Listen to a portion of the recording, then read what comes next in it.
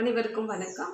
சிவசங்கரி மனநல ஆலோசகர் மற்றும் பிராண சிகிச்சையாளர், Bach flower therapist, life centre, ராஜபாளையத்துலேருந்து மீண்டும் உங்கள் எல்லாரையும் சந்திக்கிறதுல ரொம்பவே சந்தோஷம். இன்றைக்கி நம்ம வந்து டிஸ்கஸ் பண்ண போகிற டாபிக் பார்த்திங்க அப்படின்னா ட்ரீம் போர்ட் அப்படிங்கிறத பற்றி தான். ஸோ இந்த ட்ரீம் போர்ட் பற்றி சொல்கிறதுக்கு முன்னாடி இந்த ட்ரீம் போர்டில் நம்ம என்ன விஷயம்லாம் நமக்கு தேவையாக இருக்கும், எதெல்லாம் நாம் வந்து இந்த ட்ரீம் போர்ட் மூலமாக சாதிச்சுக்க முடியும் அப்படிங்கிறத பற்றி தான் பார்க்க போகிறோம். நிறைய பேர் இதை பற்றி கேள்விப்பட்டிருக்கலாம். இது நான் வந்து பல வருட காலங்களாக பயன்படுத்தி நிறைய விஷயங்கள் வந்து இது மூலமாக தான் நான் சாதிச்சுக்கிறேன். இப்போயும் அப்படித்தான். இப்போ இந்த ட்ரீம் போர்டில் வந்து நம்ம எப்படி ஒரு ட்ரீம் போர்டானது எப்படி இருக்கணும் அப்படிங்கிறதையும் சொல்கிறேன். ஒரு ட்ரீம் போர்டில் என்னென்ன வந்து விஷயங்கள் எல்லாம் வந்து நம்ம நிறைவேற்றிக்கலாம் அப்படிங்கிறதையும் நான் சொல்கிறேன். ஃபஸ்ட்டு என்ன விஷயம் நிறைவேற்றிக்கலாம் அப்படிங்கிறத பார்த்துட்டு அந்த ட்ரீம் போர்டு வந்து எப்படி இருக்கணுங்கிறத நான் நெக்ஸ்ட்டு சொல்கிறேன். இப்போ இந்த ட்ரீம் போர்டில் நிறைவேற்றிக்க வேண்டிய விஷயங்கள், உங்களுடைய ஆசை, அதுக்காக நீங்கள் அதுக்காக வந்து கொஞ்சம் மெனக்கட்டுறீங்க, இல்லை அப்படின்னா அதை எதிர்பார்க்குறீங்க அப்படின்னா அது எல்லாமே வந்து இந்த ட்ரீம் போர்டில் போடலாம். இதில் ஒரு விஷயம் என்ன அப்படின்னா கொஞ்சம் நியாயமான விஷயங்கள் போடணும். உதாரணத்துக்கு சொல்லணும் அப்படின்னா, இப்போ வந்து உங்களோட குழந்தைக்கு, எனக்கு குழந்தையிலேருந்தே ஸ்டார்ட் பண்ணிவிடுவோம். உங்களோட குழந்தை வந்து ஒரு பர்டிகுலர் ஸ்கூலில் வந்து எனக்கு சீட்டு வேணும் அப்படின்னா நீங்கள் அதுக்கு இந்த ட்ரீம் போர்டை யூஸ் பண்ணிக்கலாம். அது மாதிரி உங்கள் குழந்தை ஒரு பெண் குழந்தையாக இருக்காங்க, அவங்களுக்கு வந்து நான் இவ்வளோ ஜுவல்ஸ் வந்து சேர்த்து வைக்கணும்னு நினைக்கிறீங்கன்னா அதுக்கு இந்த ட்ரீம் போர்டை பயன்படுத்திக்கலாம். இப்போ உங்களுக்கு அப்படின்னு சொல்லி வந்து பார்க்கும்பொழுது நீங்கள் வந்து ஏதாவது ஒரு பர்டிகுலர் ஒரு ஃபாரின் ட்ரிப் போகணுன்னு நினைக்கிறீங்க அப்படின்னா அதுக்கு இந்த ட்ரீம் போர்டு யூஸ் பண்ணலாம். ஒரு ட்ரீம் கார் வாங்கணும்னு ஆசைப்படுறீங்க, ஒரு ட்ரீம் ஹவுஸு, என்னோடய வீடு வந்து நான் நல்லா கட்டணும், இவ்வளோ ஸ்கொயர் ஃபீட்டில் இவ்வளோ பெரிய வீடு கட்டணும் அப்படின்னு அது எந்த ஏரியாவில் கட்டணும்னு நினைக்கிறீங்களோ அதையும் இந்த ட்ரீம் போர்டு மூலமாக நீங்கள் நிறைவேற்றிக்கலாம்.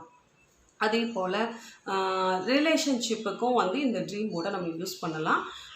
அது மாதிரி பார்த்திங்க அப்படின்னா இந்த மாதிரி ட்ரீம் போர்டில் பயன்படுத்தும் பொழுது நம்ம வந்து அதுக்கு தகுதி படைத்தவர்களாக நம்ம வந்து இருக்கிற ஒருத்தராக நம்மளை வந்து வடிவமைச்சுக்கணும். சரிங்களா? இங்கே தகுதிங்கிறத விட தகுநிலை அப்படிங்கிறது வந்து கரெக்டாக இருக்கும்னு நினைக்கிறேன்.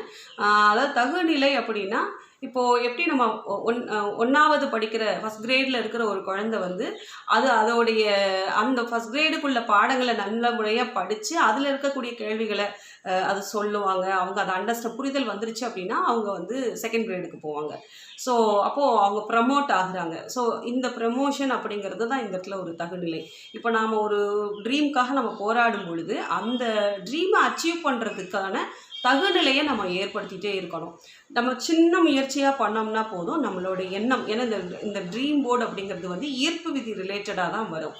ஸோ ஏன் அப்படின்னா நம்ம ஈர்ப்பு விதியில் என்ன பண்ணுறோம், ஒரு விஷயத்தை திருப்பி அனுபவிக்கிற மாதிரியே வந்து ஒரு சம்பாஷணைகள் செய்வதாகட்டும், இல்லை அப்படி வந்து மனசுக்குள்ளே தொடர்ந்து அந்த மாதிரி விஷயங்களை வந்து நம்ம நினச்சிட்டே இருக்கும்போது திருப்பி அதை நினைக்கிறது, அது ரிலேட்டடான விஷயங்களுக்கே வந்து உயிர் கொடுத்துட்டே இருக்கும் பொழுது ஒரு நாள் நம்ம நினச்சதை விட பெஸ்ட்டாகவே அந்த ஒரு விஷயம் வந்துடும்.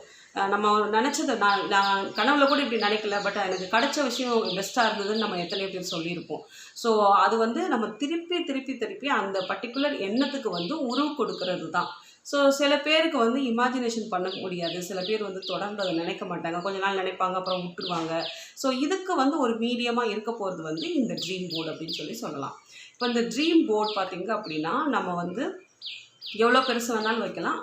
நான் வந்து வச்சுருக்கிறது வந்து 3 அடி நீளத்துக்கு 2 அடி ஹைட்டுக்கு அப்படிங்கிற மாதிரி வச்சுருக்கேன்.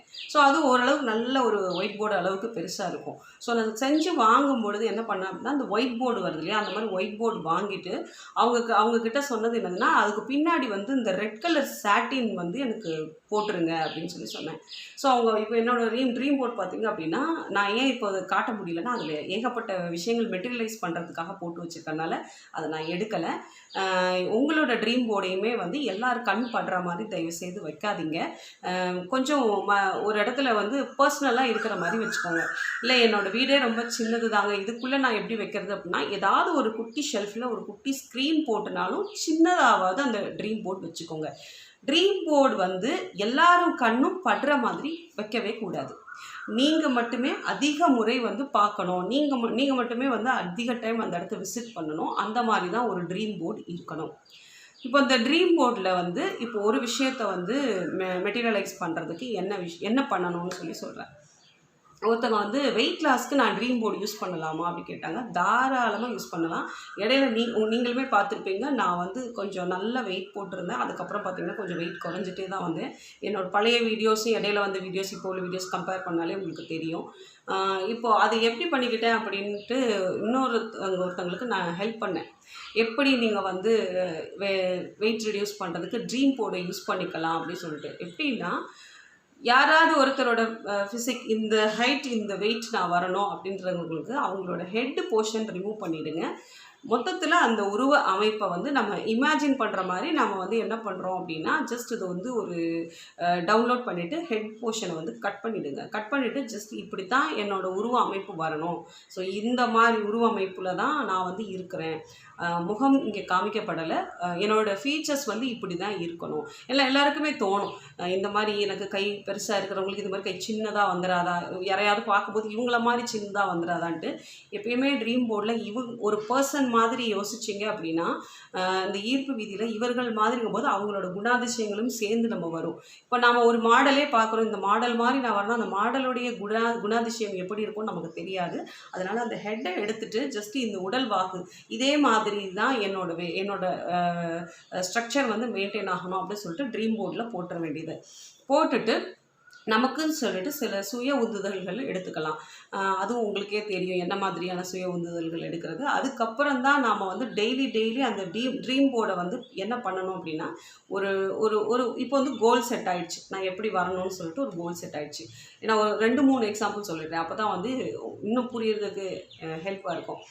அதே போல் பார்த்திங்கன்னா, ஒரு சிலருக்கு வந்து வீடு கட்டணும்னு நினைக்கிறாங்க. அப்போ அந்த வீடு வந்து எப்படின்னா, இந்த மாடலில் வீடு இருக்கும், நம்ம வந்து நிறைய நெட்டில் சர்ச் பண்ணோம்னா கிட்டத்தட்ட நம்மளோட ட்ரீம் ஹவுஸ் மாதிரி ஏதாவது கிடைக்கும். ஸோ அதில் அப்படி இல்லாட்டிலும் நீங்களே 2-3 கொலாஜ் பண்ணிவிட்டு அதையும் வந்து ஒரு கட்டமைப்பாக ரெடி பண்ணி அதையும் போட்டுக்கலாம்.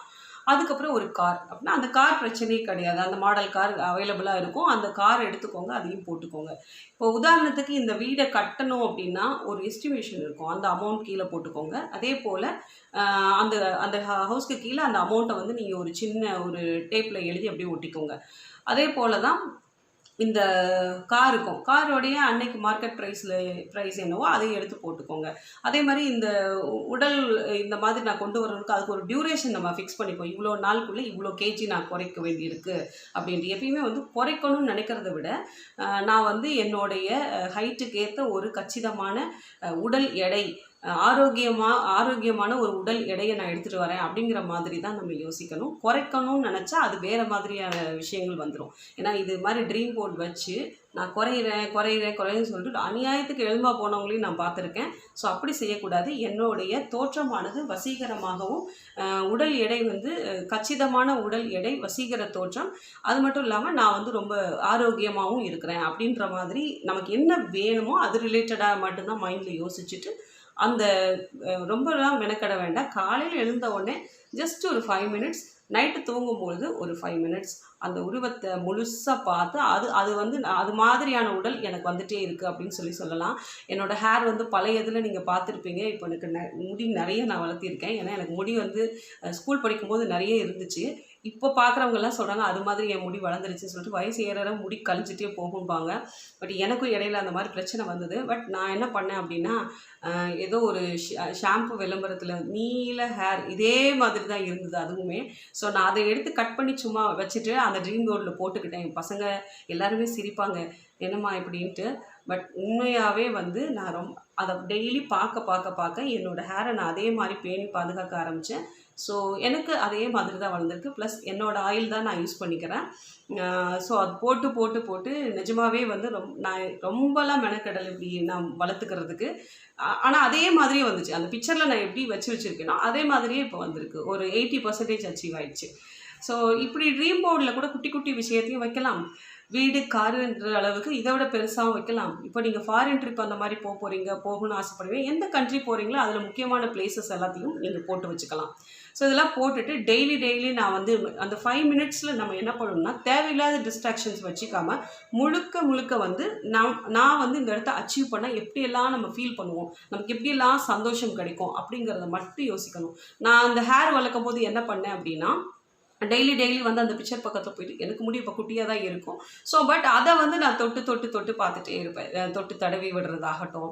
ஸோ அந்த மாதிரி ஹேர் நமக்கு நீளம் வந்துருச்சு அப்படின்ட்டே நினச்சிட்டே இருந்தேன். ஸோ இப்போ உண்மையாகவே நல்லாவே நீளமாக வளர்ந்துருக்கு.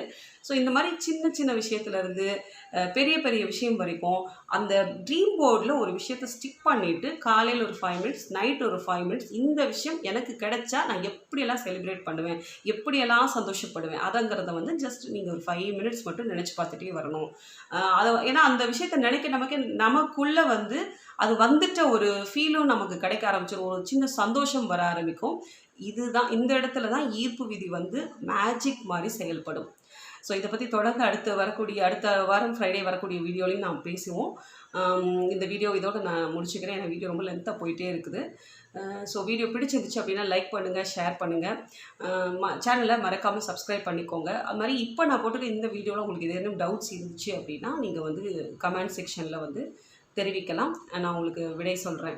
ஏன்னா அதுவே சில பேர் வந்து கொஞ்சம் நிறைய கேள்வி கேட்குறீங்க. அது வந்து அடுத்த வீடியோவுக்கு எனக்கு ஒரு கண்டென்ட் ஆகிடும். அதுக்காக தான் கமெண்ட்ஸில் வந்து நீங்கள் தெரிவிங்க. கண்டிப்பாக நான் உங்களுக்கு ஆன்சர் பண்ணுறேன். உங்களுக்கு கன்சல்டேஷன் தேவைப்படும் பட்சத்தில் 7708712224 எண்ணுக்கு வாட்ஸ்அப் பண்ணுங்கள்.